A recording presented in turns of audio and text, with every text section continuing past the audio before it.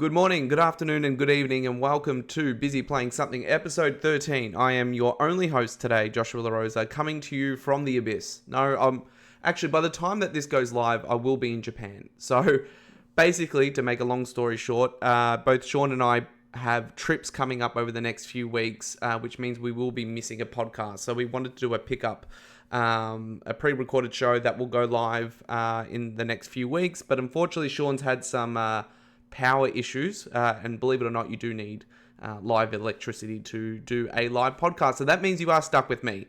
And I mean, if you're going to be stuck with anybody to talk about PlayStation 5 Pro, best be me anyway. But before we get into all that, probably start with the nitty gritty. Busy Playing Something. We're an independent Australian podcast. We go live onto YouTube and podcast feeds every 2 weeks, as I mentioned. So every second Thursday at 9 a.m. Australian Eastern Standard Times. You can find us on podcast feeds such as Spotify and Apple Podcasts, Twitter at busy_playing. You can find myself at Joshua LaRosa, and my co-host who's going to be with me and has been with me for every other show, Sean Harron, at Holy DePrawn. Now, more important than the PlayStation 5 Pro. A few weeks back, I spoke about the unfortunate timely death of my PlayStation 3. Now, it was a 40 gig fat PS3 that I had gotten in 2006. I think my dad begrudgingly purchased it for me. And this console had held such, sentimental value for me. I think the console just launched at the right time. I was just exiting out of primary school, about to start year 7 in 2007. And then that generation between, 2006, 2007, all the way up to PS4's launch, the PS3 just kind of got me through, like I said, my early teens, all the way kind of through to my late teens, right? In launching in 2014 with PS4. So that kind of meant like that generation was my generation. That was when I was playing the most games. I actually got a job in retail, in the video game retail market with a Australian game seller called Game Traders, which I don't think really exists today. So I just have so many fond memories. Long story short, console died. Believe it's a thermal paste issue. It's actually sitting with a friend of mine to repair it, and I'm hopeful that I'll see that PS3 up and running pretty soon. Isn't that right, Vinny? But, of course, I can't control myself, and I have no patience. I managed to find a complete in-box 40 gig PS3. Now, I did, and I still do want to track down a working backwards compatible PS3. They are more prone to kind of failing, and I do have the older consoles, but I would like to track that down. But it was important to me in case my PS3 is not repairable for whatever reason, I had the mirror of that console. So I tracked down another 40 gig. This one's actually had its thermal paste redone and a few things cleaned up on the inside. So I'm really excited to have it and have a console that's basically like brand new. All the manuals are in there. All the original booklets and cables and controllers are all there. Basically, it's brand new. So there you go. We're going to start off with some PS3 talk, which is really the most important thing. No, not really. So, the long-rumored... Really what we're going to talk about today is three things, depending on how well we go. Again, this is just me. I ramble. Who knows what we'll end up talking about.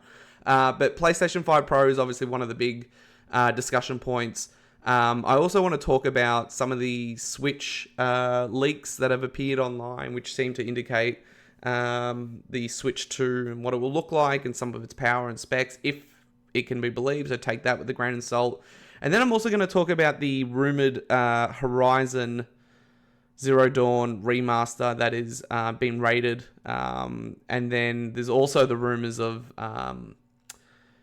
Days Gone also getting a remaster for PS5, which is just astonishing. But plenty to talk about. So again, I couldn't really control myself, even though we were kind of thinking about holding off doing the show, given that we both couldn't be doing it together. But I'm like, you know what?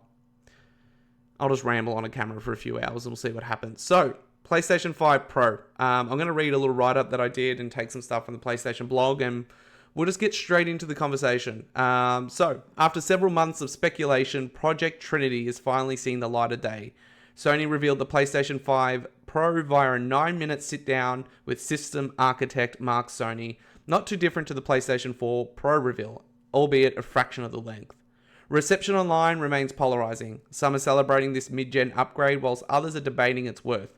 Regardless of which side of the fence you sit on, all agree the PS5 Pro is an expensive piece of tech, costing $699 USD, or the equivalent of 1,199 Australian dollars. Whew. The PlayStation 5 Pro comes packed with the standard DualSense, a 2TB SSD, will support Wi-Fi 7, and then, of course, sold separately with the PlayStation stand and disc drive for $49 and $159 respectively. Now, important thing to call out, the stand, disc drive, and faceplates are the same as the PS5 Slim. So if you have any of those, you can swap those and put them together. Now, we're going to jump to PlayStation Plug. I mean, look, it's Friday morning. I'm recording super early. So forgive me. So on the PlayStation blog, via Sony's new co-CEO Hideki Nishino, which quotes, welcoming PlayStation 5 Pro, the most visually impressive way to play games on PlayStation. So this is taken directly from PlayStation blog. We've developed the PS5 Pro with deeply engaged players and game creators in mind. As many have asked for a console that runs even high fidelity graphics with the smoother frame rates at 60 frames per second. We've achieved this with PS5 Pro with several key performance features. 1. The big 3, as Mark Cerny like to call it. An upgraded GPU. So with PS5 Pro, we are upgrading the GPU to have more than 67% more compute units than the current PS5 console and a 28% faster memory. Overall, this enables up to 45% faster rendering for gameplay, making the experience much smoother. The second of the big 3. Advanced... Man, the big 3 just sounds like, you need 3 jobs. They're the big 3 to get this thing. Advanced ray tracing. We've added even more powerful ray tracing that provides more dynamic reflections and reflections of light. This allows the rays to be cast at double and up to times triple the speeds of the current PS5 console. And the third, AI-driven upscaling. We're also introducing PlayStation Spectral Super Resolution, an AI-driven upscaling that uses machine learning-based technology to provide sharper image clarity by adding extraordinary amounts of detail. PS5 Pro will launch on November 7th, 2024, with pre-orders beginning the 26th of September. So, there is a lot there. Of course, the internet was mild at best. No, online discourse has been all over the place. Like I said earlier, there's been people in 3 separate camps. You know what? Let's start with my gut reaction. So I didn't stay up, I think it was at 1 a.m. For this, knowing that it was only a 9-minute press release with Mark Cerny. I did watch it after the fact, and I did have Sean up just in case pre-orders went live. That was kind of before I saw the price. So my gut reaction initially was, of course, the sticker shock was the was the kicker for me. So 1,199 Australian dollars. Again, you add in the disc drive, the stand, that's another $200. You're getting closer to $1,400 at this point. So that definitely did set me back. And though that initial day, I was kind of thinking, what are they doing? So for those who don't remember, PS4 and PS4 Pro, the PS4 Pro basically came in at the same price as the PS4, and then they dropped the PS4, the base PS4 at that time. So, if you took USD, PS4 I think launched at $399 USD, and then PS4 Pro also launched at $399, and then we saw a drop in the base PS4. Now, of course, that was, 2017, whatever it was, and we're in 2024, and the world's in a completely different place. We're in the first generation of hardware where instead of the price going down, it's seen price increases in multiple different markets multiple times. Sony's increasing the cost of the controllers. Games have gone up, 10 USD and even more here in Australia. We're in a completely different world than when we even launched PS5 in 2020. So, with all that in mind, it did take me a bit of time to kind of just think through the realities of a pro console in 2024. And then it's been interesting, I guess, seeing the feedback and the reactions online, because I definitely think there is truth and merit in a lot of the criticism thrown towards the piece of tech itself. And then there's a debate of if it's worth the price, right? So I guess first and foremost, if we talk about a PlayStation Pro console launching post, in the 2024 landscape, it isn't just gaming that's seen just massive increases in terms of cost. You're talking about record high inflation rates, interest rates, cost of components being extremely expensive. Now, traditionally, the hardware manufacturers, particularly Sony and Microsoft, not so much Nintendo, who usually would sell hardware as a profit day one, all right? Where both Xbox and PlayStation typically sold their consoles that were subsidized, sold at a loss, with the intent to make money in the back end with software and all the other stuff that comes along with it. Now, again, after kind of sitting back and reflecting on what's gone on here, it's very much clear to me that given the state that the world's in, these manufacturers are going to be less likely to subsidize hardware. In fact, we're probably going to see a world where hardware moving forward is sold at a slight premium or a premium, and not at a loss. Now, I think the gamer in me doesn't necessarily like that, because of course I would love to buy this thing at a lower cost, and make, for Sony's perspective, I spend heaps of money on games and make it up in the back end. But the business person in me, I don't want to call myself an analyst of the industry, but someone who watches the industry closely, can begin to understand the reasons why this hardware might be priced at this perspective. And this is regardless of the tech that's in it. We can talk about that next. But from a pricing perspective, I think Sony's trying to do a few different things here. I think first and foremost, they know that this is an enthusiast piece of tech sold to, 10-15% of the overall PS5 consumer base, might sell 10-15 plus million units overall. Their major seller still remains the PS5. So that's the first thing. This thing's going to be sold to enthusiasts first and foremost. The second thing is, again, maybe perhaps fighting inflation and launching this thing with maybe a bit of fat in the back end to avoid some of the things that we've seen with PS5 in terms of price increases. I don't think Sony wants to do that any more than they need to, out of necessity. So I think that's the second piece.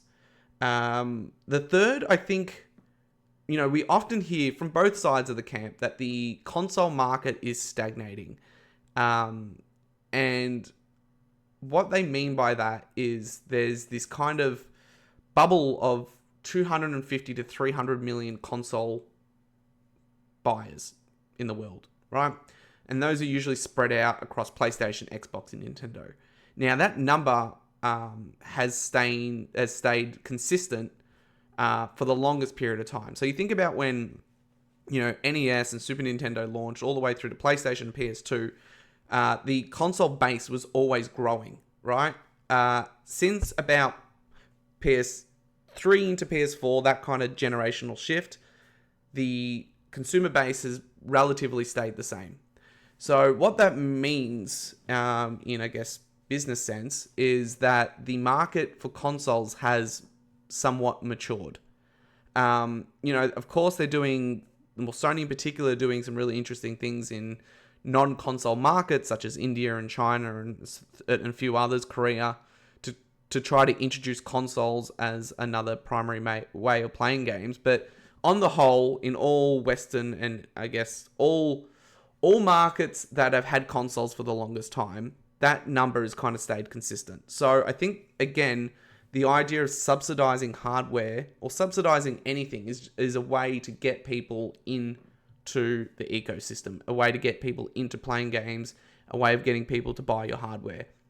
I think Sony and Microsoft have realized that that number is pretty much locked in, and that there really isn't a need, an urgent need to subsidize the hardware and take the loss when this is the consumer base that are wanting to play games, and these are the options they have. I'm not defending the choice of the price. I'm just explaining why that is. So again, I don't think we're going to see subsidized hardware anymore. And I think, unfortunately, if this sticker shock surprised you, I think it's also going to lay the path for what's coming. And this is, again, for both PlayStation and Xbox. I actually even think, we'll talk about Switch later, that Switch 2 will have a higher price tag than the original Switch. But we can talk about that again at a different point. You look even at the special edition 2TB Series X, which I think is launching at $599 USD. So only $100 difference between that system and the PS5 Pro, which obviously comes with all the GPU upgrades and the additional power, launching at $699. So I think this is an indication of what's to come. The other interesting side of it is perhaps Sony's testing the market to see what's tolerable from the consumer base. What are consumers willing to pay for a piece of tech and gaming hardware? Now, there's been a lot of can you build a PC for the same price? And I think the ultimate answer is no, you can't. But in saying that, the price discrepancy between the PC and the console is getting closer and closer, where before it wasn't, right? The PS4 launching at $399 USD, $400, you weren't getting a PC for $400 that was anywhere near as close as a PS4. But at $700 USD, you're getting closer to where you could build a PC for $1,000 or whatever it looks like and have it kind of somewhat comparable. So again, I think it comes a lot to do with a matured market, a matured consumer base, and obviously the economic factors that come into silicon and all those things that go into building a PS5 parts and components aren't dropping like they used to. They're in even more high demand because those bits of tech are being used by a lot of different manufacturers in the world. So Sony are covering themselves as well. And I guess from their perspective, they can learn from it. If PS5 Pro launches and doesn't sell, then, I guess they take that away and go, all right, well, let's think about how we're going to price PS6. But my prediction is this is going to be made in a smaller consumption volume release, and will sell out regardless of what people are telling you online. And I think we will see next generation be slightly more expensive. My personal take on it and my personal plan to either purchase it or not is complicated. I think I've ultimately landed on, if I can get a compelling trade-in offer through our local, EB Games, which they, are seemingly doing with GameStop in America, and I can even see some really interesting, EB at the moment have a trade in your Xbox One Series X plus a game or two and get $400 or $500 off buying a Series X. If I can get $300-$400 trade in for the console to put towards a PS5 Pro, I will very much consider it. I think the tech that's there, it is an incremental upgrade. It isn't there to replace the PS5. The PS5 is there and is the cheaper way to get into the ecosystem. And then Sony also announced that they're doing refurbished PS5s that they're selling in certain markets as well, as kind of a way of doing it. But I think the world of price drops, price cuts isn't a reality anymore. I'm no fan of it, but it is the reality that we live in. And Sony are often painted as the less consumer focused, minded of the two when you talk about Sony and Microsoft, but they're both doing this. Like I said, the Series X is still, has seen price increases. The special edition is $599 USD. It's just the nature of the world that we live in. So, is this needed? Who's it for? I think we've kind of touched on it. So I've got some kind of discussion points that I wanted to hit. Is it needed? Not necessarily. I think, I did feel, and I think I expressed this to Sean when the announcement happened, that the need for a Pro today is very different to a need of a Pro back with PS4. And what I mean by that is, the PS4 generation was very, very quick to drop PS3. Very quick. Basically at launch. Where PS5 is still utilizing the PS4 and its install base pretty heavily. I think that Sony released their monthly active users being about 118, 120 million, right? And you work that on, 60 odd million PS5s, and that can kind of tell you how many people are still playing on PS4. So what that means overall is we're still getting games developed with PS4 in mind. So therefore, the PS5 version of the game is often, in most cases, quite good. And is only going to run better with PS5 Pro. If we were living in a world where, post 2022, all games released were just PS5, Series X, S, and PC, then I could see the need of a Pro, because perhaps some of the games are pushing what the PS5 and Series X can do, and then the Pro supplements that. But because we're still getting games built on old gen, it kind of feels like, well, the current PS5 versions are more than enough. And I think that's okay. And that's again, Sony's selling the PS5 as their main console. This is really just for people to either double dip, so the super hardcore. So look, if this ultimately sells 15 million units, you could probably expect 5 to 8 of those million players being existing PS5 hardcore upgrading. And then there's just the small selection of people going, okay, well, hey, I want to buy a PS5. I can either pay, if we talk Australian dollars, $1,200 Australian for the console, or I don't know what they are now, $750 or $799 for the base PS5 Pro. There will be a selection of those people that say, well, I'm already spending $800. I just want to get the best that's available. I'll just buy the Pro because it's there. Just like people do that with iPhones. But I don't think it is a mass market hardware. And it isn't. Online discourse. This has been the most interesting. I've never been one to... I've been one to have an opinion, but I've never been one to have an opinion for other people, which is an interesting to see online. The idea of I don't need this, therefore you don't need this, and you're an idiot if you consider buying it. That stuff I've never been a big fan of. I think, there's the hardcore enthusiast that may upgrade and is not happy to pay the money, but is ultimately spending and playing a lot of time on PlayStation, that if they can trade in their hardware, or they're happy to put the money out or have that money to be spent, that want to buy the PS5 Pro, more power to you. I think there's the second level of that, maybe people more like me, again, still in that hardcore circle, but are kind of a little bit more hesitant until they've seen some compelling reasons to do it. And I started seeing a bit more compelling reasons. You listen to some of the stuff Digital Foundry's spoken about. You've seen, some of the comparisons with Final Fantasy VII Rebirth, which had some graphical issues when running at 60 frames per second. There is starting to be a compelling story being told, but Sony's kind of torn between not wanting to oversell the hardware, but then not undersell the PS5, right? Because again, the PS5 is their primary piece of tech. So I don't think Sony did a really good job selling the PS5 Pro. I thought the 9-minute demonstration was interesting. I did like the Mark Cerny, power hour with PS4, but I guess that isn't mainstream. But then again, who in the mainstream audience is listening to Mark Cerny talk about hardware? It's the hardcore, so why not make it hardcore? But anyway, but I don't think the showcase or the showing of PS5 Pro was done in any way to really sell the piece of tech.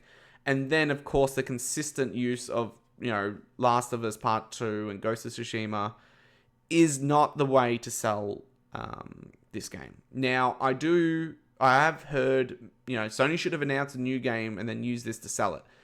Interesting, but maybe they want to avoid the whole, is this a PS5 Pro game and I can't buy it on the PS5? I get that, but maybe show a game that's not out announced for PS5, Death Stranding 2 would be perfect to show alongside it. The second thing means that I just feel, if I was in control, the way I would have perhaps done this is tied it into a state of play or a showcase, or tied it into your TGS presentation, because we know Sony's going to Tokyo Game Show this year, and show it, reveal the hardware, talk about its power and, all the rest, and then jump to Kojima on stage talking Death Stranding, talking the benefits, showing the game running on a PS5 Pro. I thought that might be, I think that would have been a more compelling piece. Maybe Sony wanted to get ahead of pre-orders or the console leaking even more than it did, but it just didn't seem, what they did seemed fine if it was in conjunction with something else, which that something else could still be that state of play in TGS. They're not going to just talk about this thing once, but I guess hindsight is 2020. We might not be feeling this in a month's time once we've had TGS and the state of play. We might go, okay, I can see the benefits of getting it, but as it stands today, on the 20th of September, it kind of seems isolated and somewhat unnecessary. Now, what's Microsoft's response to this? We know that they're not developing a pro console. There's rumors that they want to launch next gen a little earlier and start that in 2026. I think that's probably the right move to kind of disconnect themselves from PlayStation. But again, this will be an interesting thing to follow as we get games like Indiana Jones and everything else that will come. Starfield will come to PlayStation. And we are going to live in a world where we get the Digital Foundry videos and everyone's talking online that Indiana Jones runs best on PlayStation. And that's an unfortunate thing, but it is the reality of the situation. And I mean, it is what it is, right? I'm just going to take a sip of water, so sit back. Hopefully you can't hear this gulping going on. Got to stay hydrated. It's a lot more of me talking when it's just Josh, so enjoy that. But yeah, that's my overall feelings and thoughts on PS5 Pro. Again, if you're interested, go out and buy one. I am interested. I'm waiting on pre-order details, trade-in details, and some compelling reasons to buy it beyond playing The Last of Us Part 2 yet again. All right, we're going to jump. Nintendo Switch. So, this has been interesting. We've had leaks kind of appear on Reddit from a Chinese production line. Again, take a lot of this with a grain of salt because we are getting close to the announcement of Switch 2, so we are going to start hear rumors and fake leaks, but this seems somewhat compelling. They showed off the system in just kind of some of these high-end renders. From what I can see, the screen is much larger, I think sporting an 8-inch screen with a USB-C port at the top and at the bottom, which is fantastic. So when you're charging the system, you can actually put the cable in on the top as opposed to the bottom. Updated Joy-Cons, which seem to have like magnets appearing on the sides, so it won't kind of require that railing system that's there with the current Switch. From a power perspective, again, according to these rumored leaks, expected to be around 12 gig of RAM and a 250 odd gig SSD running to HDMI 2.1. So all that mumbo jumbo, you can read that online.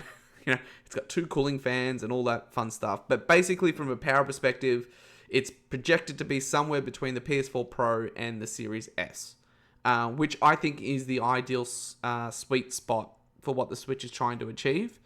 Again, it isn't really going after that high-end console market. It isn't also going after that high-end, what is now the high-end handheld market with things like Steam Deck and all the others. So this will be really interesting to see, right? So again, Nintendo have always been on an island of their own, but, again, selling through nearly 145 million units, the Switch has proved that the dedicated handheld market is a winning formula, right? So, since its launch, we've seen many competitors enter the ring, right? Most of them with their own unique selling points, whether that's cloud, gaming on the go, PC gaming on the go, hardware like the Steam Deck, ROG Ally, Logitech G Cloud are quickly becoming staples in some people's homes. And both Sony and Microsoft are set to compete in this space with both the rumored developing of new hardware. Can these rumored devices succeed with Nintendo's eyes set on the announcement of Switch in the coming months? So this is all really interesting stuff. I think that my personal take on handhelds has always been, I've liked them enough, but never really ever spent, besides Vita, a lot of time with them. And that is primarily because I like to play my games on a couch. I don't often take my games with me on the go. And my OCD nature only likes to buy things for one thing. And I hated the idea of having separate kind of library of games. I like to be able to just go to one thing. That's why I've always been primary a console PlayStation player. Isn't because I'm a fanboy or anything like that. It's more along the lines of I like to pick up the game on the shelf and have the one thing that runs it all, right? Of course, we don't have PS3, PS2 backwards compatibility 100%. Well, we've got PS1, 2 emulators running on console now, but we don't have native. And PS3 is obviously its own thing. In a realistic world with PS6, hopefully, please God, we get backwards compatibility fully. I like the idea of I can just pick up that one thing and I've got the one machine to play it. All my cases look the same. It's an OCD thing. But I do appreciate handheld gaming, and it's clear that it's coming back in a meaningful way. I think where others have failed, where Nintendo succeeded, which is funny because the things that made them fail, Nintendo also succeeded at, was having originally, the Game Boy and GameCube split. Different games, different, discs and chips to put into your Game Boy, like a different library of games. They proved that worked. PSP is an interesting thing because it was purchased a lot because it was easily to be hacked. So who knows if it would have hit the 80 million odd console sales that it did, but regardless, it sold through that. I've much preferred the approach of the current iterations of handheld.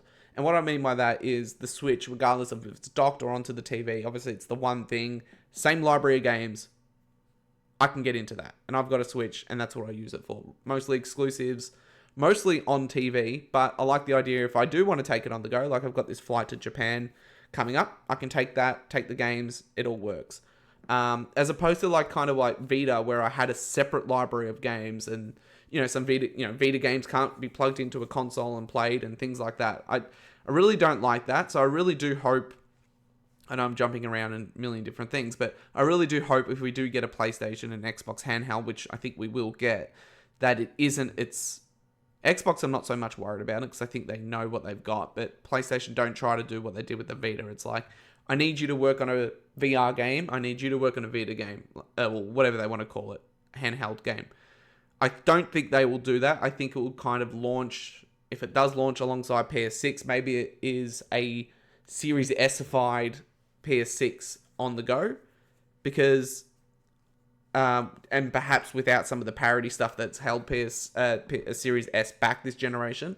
But that's a different compelling offer to a weaker piece of hardware, right? The nature of it being a handheld comes with the fact that it's a smaller form factor, smaller screen. It's not needing to do as much as like the expectation laid upon the Series S, right? Where it's like, no, this was sold as a cheaper way into this gen that can handle everything that this gen has to offer. Well, that's been debatable. But if it's a handheld and it can be shrunk down and the games don't need to run as flawlessly from a resolution perspective because the screen's much smaller, then I think people will adopt it. So I'm actually super pumped to see if we do get what the Switch 2 ends up looking like and what we get out of PlayStation and Xbox. I can even see myself buying all three, right, for the first time in terms of having the Switch 2, right? I've got the Switch, I've got a whole bunch of games for it, backwards compatible, let's go. I can see myself buying the Xbox handheld if I want something that I could probably use as my on-the-go piece of tech. Just have Game Pass loaded in and just use that on the go to play Game Pass games. I would love for that to be docked to the TV as well, as a backup. The PlayStation handheld, if it's a shared library, again, very much could see that being beneficial to me. The only downside of that is I primarily buy physical, so it would be interesting to see how that will work between the two. Where with Xbox, I'd be using Game Pass, and obviously that's all digital. So if anything, the rumored Xbox handheld is more compelling to me than a PlayStation handheld, if that makes sense. So I think there's, it's a really exciting place to be. Nintendo are going to fit themselves perfectly at the lower end of the power scale, but obviously it's a Nintendo product with all the IP and the fanfare that comes with that, so it's going to sell incredibly well. And then you can have PlayStation and Xbox kind of on the higher end, competing with the likes of like a Steam Deck. And then you've got your streaming only handhelds, right? The ROG Ally and Logitech G Cloud and all those different things doing its own thing. And then you've also got PlayStation Portal in the mix, which is selling reasonably well for an accessory. I've got mine, and I would say I've definitely dialed back on the usage because I've been playing larger games in like Black Myth Wukong and things like that. But I've played a few worlds in Astrobot on Portal last week, and it runs perfectly fine. So I think it ebbs and flows in terms of usage, and I only play, again, I don't really take my games out. So if I'm not playing on the TV and I'm playing in bed, Portal is perfect. So, again, it's a use case thing. So it's all really exciting. I think like everyone's kind of come to this point where it's like, let's just get games in gamers' hands. You want to play on PC, play on PC. If you want to play Indiana Jones on PlayStation, whatever, play it on PlayStation. If you want to play Lego Horizon on Switch, play it on Lego Horizon and Switch. If you want to play it on your TV, if you want to play it on your couch, you want to play it in your bed, go for it. They're all taking different approaches to that. Some are more aggressive than others. Some are more reserved than others. Nintendo will only launch their stuff on Nintendo hardware. Sony's become a lot more flexible than they were even 5 years ago in terms of launching games closer to launch on PC, games as a service online on PC, and now with Lego Horizon setting a precedent to some of their games coming to Switch. Perhaps the ultimate goal, again, we've been navigating this conversation flawlessly. It's just been all over the place.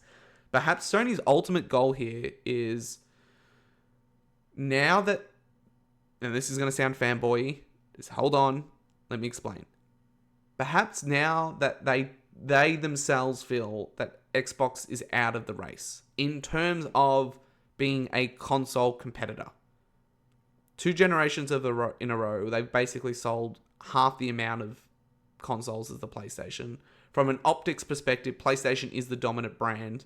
Now that's going to be elevated even more on the basis that Xbox games will be coming and have been coming to PlayStation and will continue to be coming to PlayStation.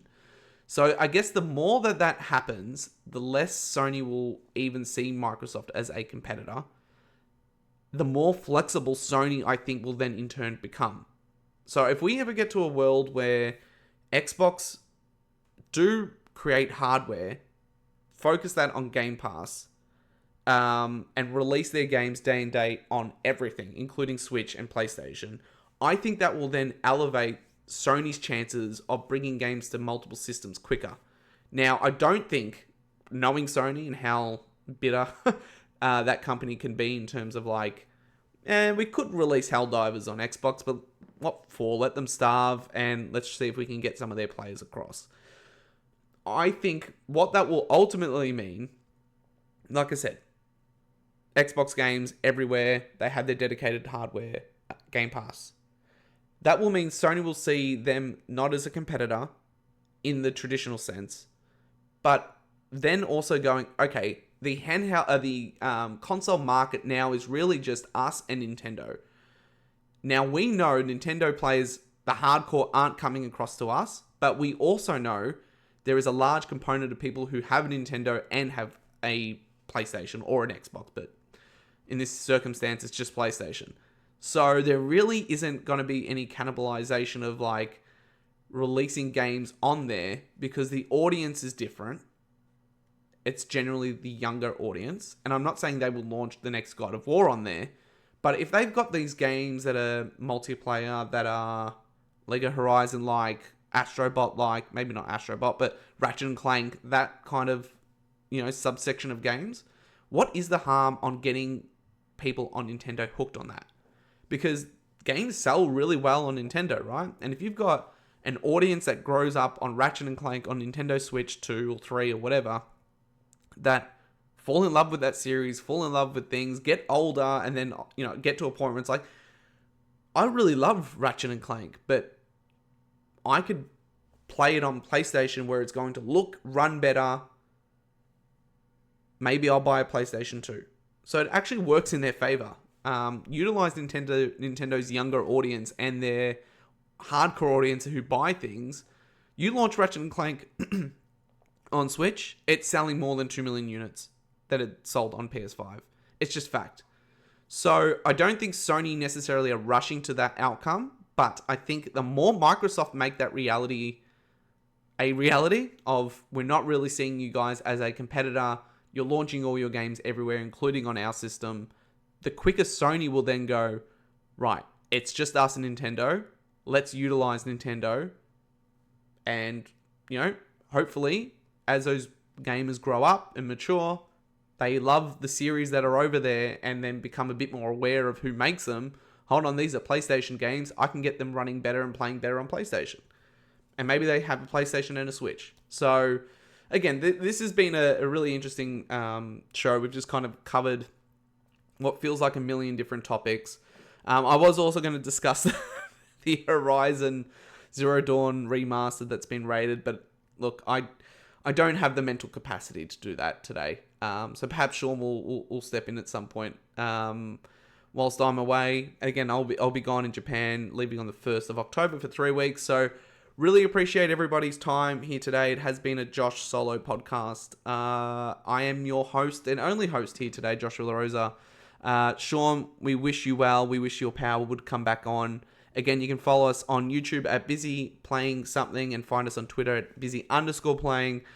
Find me, Joshua LaRosa, at Joshua LaRosa on Twitter, at Holly DePrawn. For Sean, again, Australian independent podcast launching each fortnight, 9 a.m. Australian Eastern Standard Times every second Thursday.